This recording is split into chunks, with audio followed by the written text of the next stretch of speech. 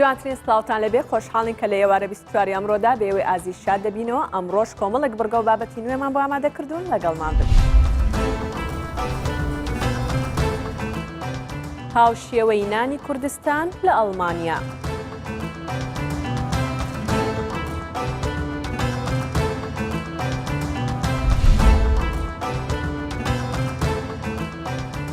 لە سنە ڕێز لە کوردێکی پاڵەوانی دەرینی وەرزشی زۆرخانە دەگیرێت.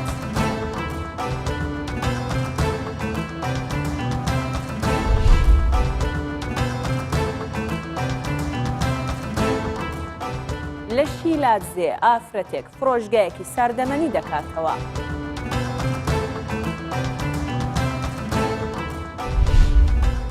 لە شاری دیزبۆرکی ئەڵمانیا نانەوایەکی کورد بە هەمان شێوەی کوردستان بە تەنور نان دروست دەکات. هەرچەندە تەنورەکەیان خۆماڵی نییە، بەڵام نان و تامەکەی هاوشێوەی نانی کوردستانە. هاوڵاتیانی کوردیەوە دەڤەرەش پێش بەربانگ خۆیان دەگەێنە نانەوە خانەکە و زۆریش خۆشحاڵن کە نانی گەرمی هاوشێوەی نانی کوردستانیان دەست دەکەوێت.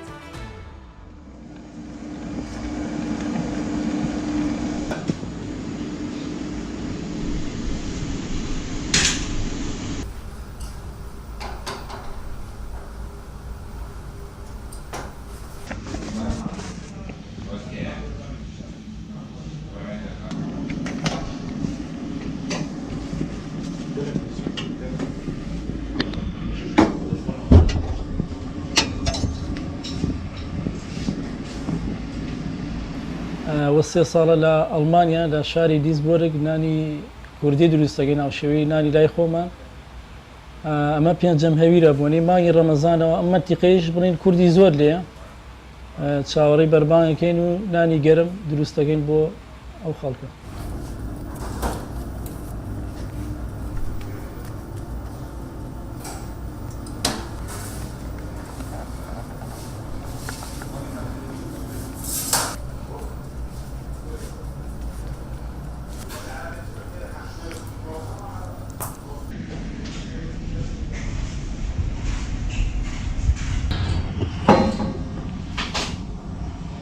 ئەم تەنورە بە غاز و کارەبای شەکە وەک تەنوری کوردستان نییە بڵین بە دەست دروست کرێ، بەڵام نانەکەی خۆشە خەڵکەکە لێ ڕازیە بە دڵیان.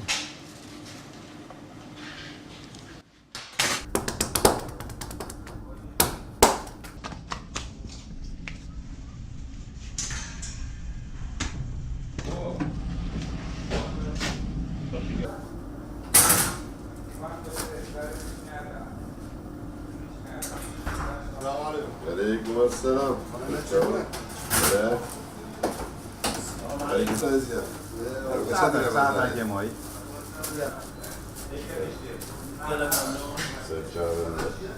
از هاتم نانی گرم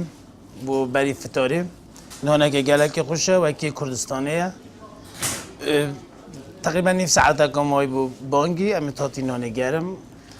فرنه یا مایه هم هر تنوری نانی زور زور خوشه حساب کامل دو که زاخو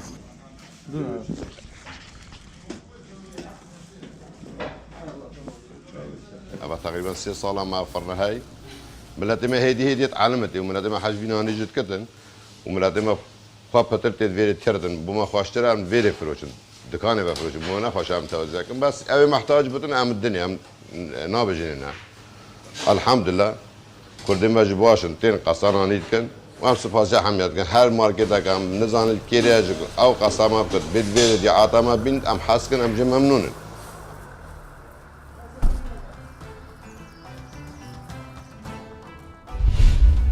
نەخۆشی ڕۆماتیزم دۆخێکی تەندروستی درێژخایەنە و تووشی جومگەکانی لەش دەبێ بە تایبەت دەست و قاچ و ئەژنۆکان بە شێوەی گشتی کڕکراگەی جومگەکان تووشی ئازار دەبێت. تەنانەت ڕۆماتیزم دەتوانێت کاریگەری نەرێنی لەسەر ئەندامەکانی دیکەی جەستە هەبێ، هەر بۆیە پێویستە ڕۆژوانان ڕێنمایە تەندروستیەکان لەبارەی نەخۆشی ڕۆماتیزم بۆ بەرچاو بگرن. نەخۆشی ڕۆماتیزم و کاریگەری لە ڕۆژهانی ڕەمەزاندا بەڕاستی نەخۆشی ڕۆماتیزم زۆر جۆری هەیە. جۆرەکان هەیە مەسەرەن لە تەمەنەکان بە پێی تەمەن دەگۆڕێت و بە پێی شوێن دەگۆڕێت، مەسەرەن تەمەنەکانی لە منداڵی هەیە، لە گەنجان هەیە، لە پیران هەیە. ئەو نەخۆشی ڕۆماتیزمش تەنها یەک جۆری ڕۆماتیزمەکە ئەوە نییە بە تەنها جمگەکان بگرێتەوە بردیتیا لە هەوکردنی جمگەکان ڕۆماتیزم هەندێک ڕۆماتیزمش هەیە کاریگەری لەسەر ئەندامەکانی تریش دەستەشەیە بەنسبەت ڕۆژوبوون بۆ نەخۆشیەکانی ڕۆماتیزم هەندێک نەخۆشی هەیە ڕۆماتیزم مەسەرەن پێدەرێن ڕۆماتیزمی گورگە سوورە هەیە ئەوانە ناتوانن بە ڕۆژی بن بەڕاستی چونچی بەردەوام کاریگەری لەسەر دڵ هەیە کاریگەری لەسەر گورچیلەکانیش هەیە ئەو ڕۆماتیزمە کە کاریگەری هەبوو ناتوانانی بە ڕۆژی بێ بەڵام هەندێک ڕۆماتیزمەیە هەتا بە ڕۆژوبوون ئیسیفادەش دەکاتن چونچە ئەو ڕۆماتیزمانە زیاتر دەرمانەکان دەتوانیت تەوزیع بکات مەسەرەن دەرمان بە پێی راپۆرتی دکتۆرەکەی کە دەیبینیتن مەزەن نەخۆشی ڕۆماتیزم ئەوانەی لە پیران مەسەرەن کابراک بە تەمەنە زۆر زەحمەتە بتوانانی بە ڕۆژی بیر لەبەرەوەی کاریگەری لەسەر جەستەی دەکات ئەوانەی کە گەنجن و مەسەرەن لەوان لە منداڵان ناتوانانی بە ڕۆژی بیت بەڵام لە گەنجەکان وانی مەسەر عیلازەکان دەتوانی ڕێنمایی دکتۆر بکاتن سەردانی دکتۆر بکات چۆن بیخوات مەسەرەن بیخاتە پاشەویان بیخاتە فتاری لەو کارن دەتوانی بە ڕۆژی بیت بەڵام هەندێک ڕۆماتیزمی دی هەیە کە ئەگەر بە شێوەی بەردەوام بیت ناتوانانی بە ڕۆژی بیت ئەو دەلوێ بەسن ڕێنمایش لەوەی ئەوانی نەخۆشی ڕۆماتیزمیانە یان مەسەرەن دەبینی دەچیت مەسەرەن ڕاضەی دەکات مەسەرەن ئێواران پاش فتار دەبی بەڕای کەمی 4-5 ساعت ئیسراحەت بکاتن پاش ناخواردنێ ئەو دەبتانێت جولێ بکات چی نەخۆشی ڕۆماتیزم دەبی بریتێ لە ڕاکبوونی جمگەکانی هەموو جمگەکانی جەستە مەسەرەن چۆکە ئانیشکە مەسەرەن مەچەکە مەسەرەن گۆزینگە مەسەرەن فەقەراتەکانە هەند ئەو ڕۆماتیزمانە دەبێتە هۆی ڕقبوونی یان هاوکردنی جمگەکان یان ئەو شکبوونی جمگەکانە و دەلۆی ڕۆماتیزم کاریگەری هەندێکیان کاریگەریان دەبێت هەندێکیان کاریگەری نابێت لە هەندێکیان ئیسیفادەشی دەبێت بەنسبەت بە ڕۆژبوون لە ڕەمەزان فەرقی هەیە لەگە ڕۆژەکانی مەسەرەن زیاتر بەخۆی بە سەرما و بە ماندیبوون تێک دەچێت لە ڕۆماتیزمیش مەسەرەن ئەگەر خۆی ماندی بکە ناتوانانی بە ڕۆژی بیت یان مەسەرەن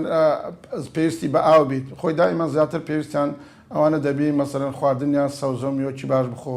لە چەوری دوورکەویتەوە چاوریەکانیان زۆر نەبیاگە بە ڕۆژی بن لەبەرەوەی تاسیری لە ڕۆماتیزمەکەی دەکاتن مادەی خێو ئەوانە تاسیری لێ دەکاتن چونچی لەبەر ڕۆماتیزم ئەوانە بەخۆی لە ناو جەستەی زۆرە ئەتو کە هەندێکیان ڕۆماتیزمیان هەیە ئەگە بە ڕۆژی بن ئەو مادانە لە ناویان کەم دەبتەوە ئەو پاژماوە پیسانە بەڵام هەندێکیان کە زیاد لە جەستەیان بوو کاریگەری لەسەر جمگەکانیان دەکات. ئافرەتێک لەگەڵ هاوسەر و منداڵەکانی فرۆژگایەکیان کردوتەوە بە یەکەوە بەڕێوەی دەبن لەم بارەوە خاوەن کارەکە دەڵێت حەزم دەکرد کارێک بکەم شان بە شانی هاوسەرەکەم بێت و پێویستە پیا و لە کارکردن پاڵتش بێت بۆ هاوسەرەکەی.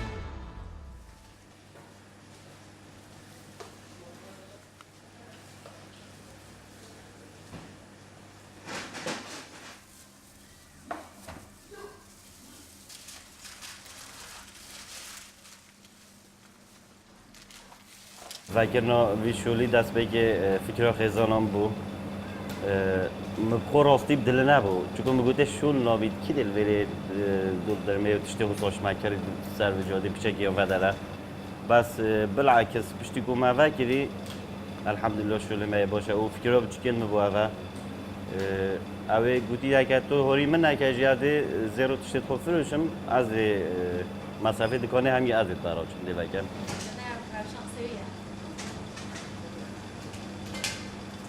gelay govo çebi mesela şöyle bir ve heloy Ahmet çoy او دکان برای و مشتری برای و شغل خودرس برای و بعدن جراحی از هستای ما جراحی او هستای من هنده شغل تای مثلا جوازی نه نوار ما داره یه دشی زورو کلمه بعد است ما مثلا ما عمل نینه دکانیت ما بخونه شغلی ما بخویه هستا امین دهات جیانا ما بشین بجمع ساده نوت سروی دکانیه داخوازیت خلک جمعیم دیو دلوات شد که مثلا دیتشتگی بخوش اینترنت اینترنت دیویدی بوم وچه که بعد تازه رمضان بچه که ما شوله دی نکیه شوله که گذاشتم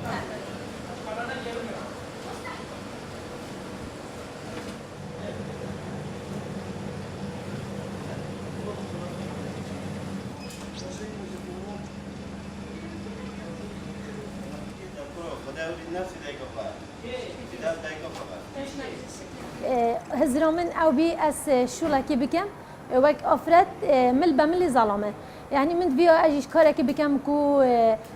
رول خو بينم خزانه خو بريفا ببم و كارا كي سركفتيانه بيتن سەرکەویتن من ئەولی گوتە زەڵەمە خۆدا ئەم کارێکی وسەبەکەین گوت ئەس حەس ناکەم بکەن چونکی بەلکو جهنەیەدن یانجی سەرکەفت نەبیتن ئەژی یا دو دلبیم بەس من کرد سەری خۆدا من گوت هەردێ مراقبەتی بکەم دیستۆژی ئەوە نەڤیۆ دلێ من پێلیتن ئەش دل سوپاسیەوت کەم وەس هیویت کەم هەمە زەڵەم هۆسات هەریکار بن گەل خێزانەخوا یعنی پشتەوانی خێزانێ بیت کو خێزان تخۆڕابینیتن کو کارێکی بکەتن جا خەیاتی بیتن یان مراقبات بیتن یان سالۆن بیتن یان هەر کارێکی بیتن اف دکانه من نوکره وکی شیرینایی هش وری حتی بارزان و حتی آمیدی پریوت بتن کاری که سرکفتیانه گله کاری که زحمته بس با بومه خوشی قاتی داد چونکی سرکفتنا اینای از او ظلام خو و 5 عیالیت خود دا شول کن عامل امین و دکان هریت منه و شول هریمه اسواق خشکاسی شهیدا از آماده ما هاریکاریا خزان شهیدا بکم هاریکاریا خزان فقیرا بکم یتهجارا بکم وان وید دکان بو بکم وان وید دلبر دست خوفل کم وان وید هاریکاریا وکم که او چوان وان ویدن از آماده ما هاریکاریا فقیرا و هجارا و مالبات شهیدا بکم و کاری که سرکفتیانه هیوید کم همه آفرد و گز ظلام خو کار کن هاریکاریا ظلامت خو بکن نه او تنبیتن امج هاریکاریا بکن داشول بروان جیس بگید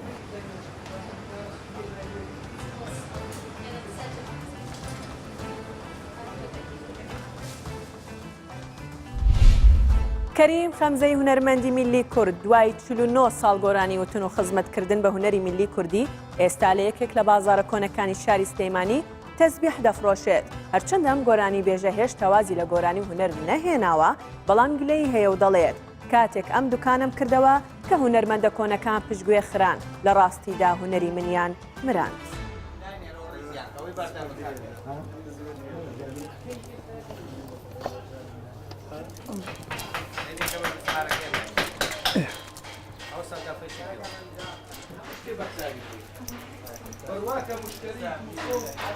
من كريم خمزي كريم حشيم عزيز مالي لزار ونوصو شلو بينجم لقبكم خمزية شلو نوص على خدمتي هنري كردي أكم بهمو بوارا لهمو بوارا كان خدمتي هنري كردي مكردوا وقت خدمتي هنري كردي مكردوا اوارا گورانی متوبانی بتمای خوب نبو موازم لگورانی کردی نهانی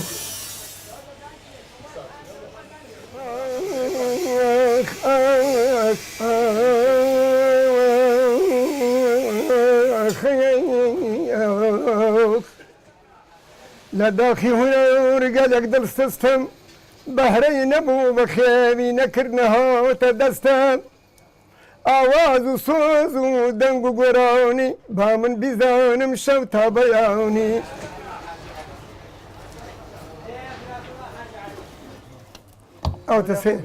او تبزانه تهدی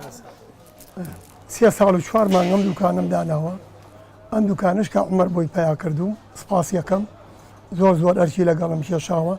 سەحەمڵکەکەش مەر زۆر ئینسانی چاکە و دراوسەکانیشم 12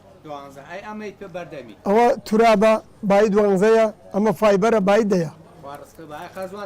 قەزوانە ئەبڵەکانەمانەیە بە 10 ئەوانی کەشمانەیە بە 8 لە بواری کوردیا گۆرانی میلی کوردی زۆر هیلاک بووم فقط هیچ ئەجرێکیان بە من نەداوەتەوە کە مستەوای خۆم بێ وەڵام من تەبعانم کارم وەختی هەڵبژارد کە کاری هونەریەکەم مرد یعنی ئێمەیان مران هونەرمەندە کۆنەکانیان بەران خرانە پشتگوێ جاکە خراینە پشتگوێ میژەگەر ئەم کارم هەڵ نەبژاردایە لە ماڵ و ومایە تووشیان معنە خۆشوێ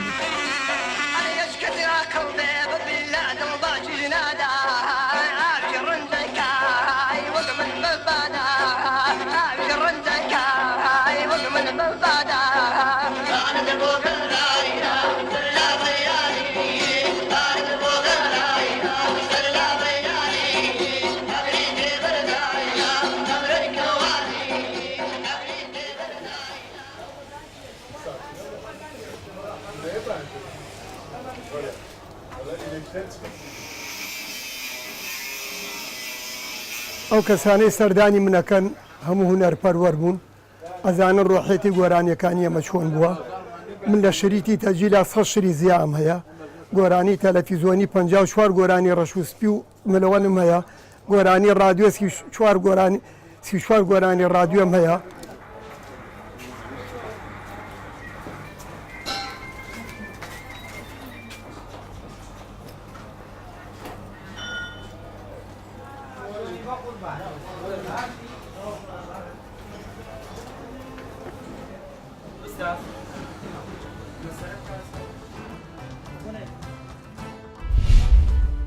وەرزشی زۆرخانە لە ئێران بە وەرزشێکی تەواو پاڵەوانانە ناسراوت تەنانەت بە وەرزشی خۆیانی دەزانن وەرزشێکە کە پاڵەوانانی کوردی ڕۆژهەڵاتیش جێی پەنجەیان دیارە و زۆر جاریش براون لە شاری سنا کە وەرزشی زۆرخانە لایەنگرێکی زۆری هەیە پاڵەوانێکی دێرینی ئەم وەرزشە زەنگی شانازی بۆ لێ دەدرێت و ڕێزی لێ دەگیرێت.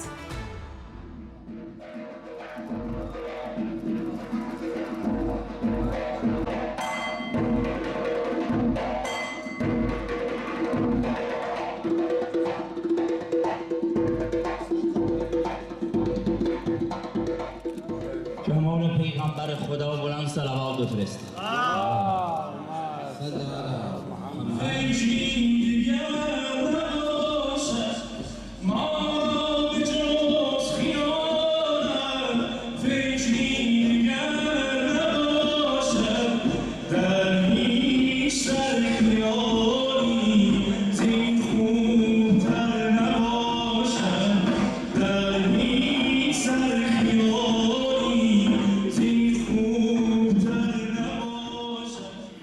ومن افتخاركم لما كان مقدسا كود زورخانة لزمان أبو مسلم خراسانية ناوي نياك كود مقدس لم كود مقدسة لمن حقير تجليل كرياقا عمش بورش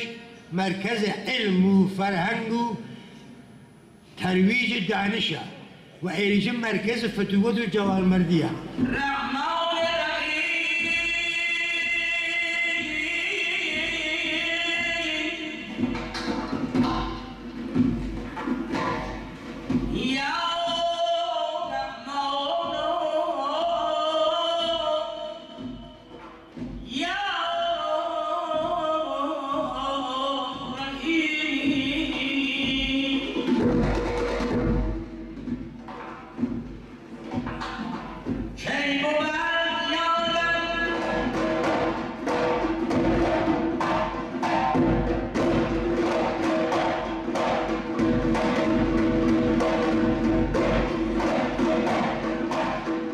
زۆرخانە بە حمایەتی کامڵی ماڵیە سازمانی بەردەوام بوو جناب دکتۆر نەسڵی زادە حدود 40 میلیۆن تمان اعتباری بردیەکە لە مەکانی بە مەساحەتی 100 متر مربع بە گەودی 88 استانداردی دانشآموزی بە سەردان بە ئیمکانات و تەجهیزات مورد نیاز ئێژای باستانی شروع بە فعالیەتی گیرێک کە ئینشاءالله هەم دانشآموزان و هەم هاوکارانی فەرهەنگی بتوانن لێ ئیستیفادە بکەن.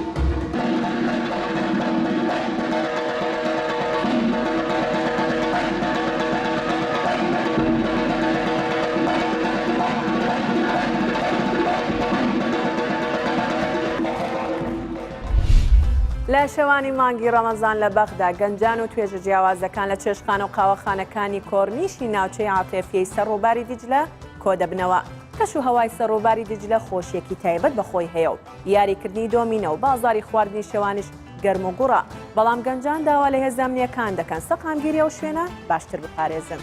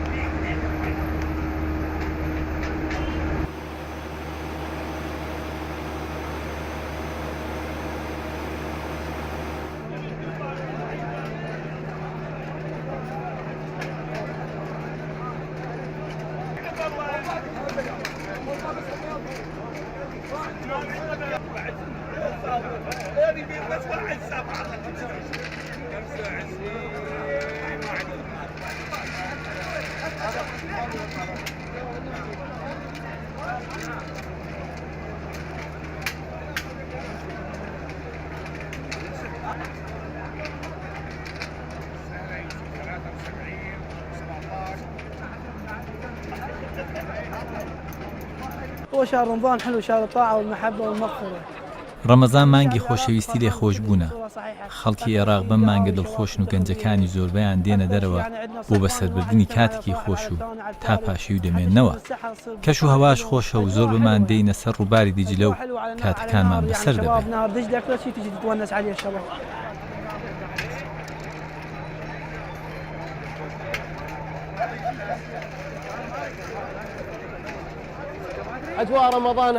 خەڵکێکی زۆر دێنە دەرەوە و کاتەکانیان لە نزیک ڕووباری دجلە بەسەر دەبن. من وەک گەنجێک هەموو شەوێ دێمە ئێرە و شوێنێکی خۆشە. ئەمانە داوا دەکەن زیاتری ژەمنیەتی ئەم شوێنانە بپارێزن تاکو خەڵک بۆ خۆیان بژین.